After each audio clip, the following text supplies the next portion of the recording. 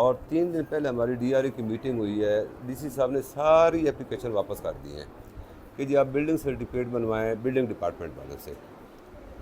Action صاحب کے پاس حاضر ہوئی ہے، انہوں نے کہا جی ہم نے نہیں بنانا، ہم نے ڈی سی صاحب کو کہا تھا، ان کو بھی بتا دیا ہے۔ اب سرپیک کی جانب سے بھی ایک لسٹ مانگے کو جو اسکول رجسٹرڈ ہے ان کی ای لائسنس بھیجے۔ اب جب تک یہاں سے ڈی آر اے کی میٹنگ نہیں ہوگی ہم کیسے بھیجیں گے؟ وہاں سے پھر سر آپ نے پھر فائن کرنی شروع کر دیں گے۔ اچھا سر، یہ ہمارا نا لوکل جو مسئلہ ہے، مطلب کوئی امپلیمنٹ جو قانون کی شروع ہوتی ہے وہ خوشاب سے شروع ہو جاتی ہے۔ میں کہہ اتنا کہہ دیں سر، دیتا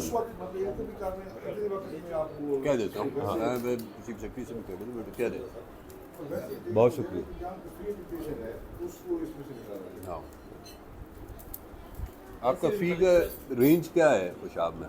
کتنی رینج میں فی چارج ہوتی ہے اسکولوں کی، مختلف اسکولوں کی؟ پرائیویٹ خوشاب میں سر نے جی ایک یا دو سکول ہیں جو 5,000 سے اسکول ایسے ہیں جن کی فیسز 3 سے 4,000 سے اوپر نہیں۔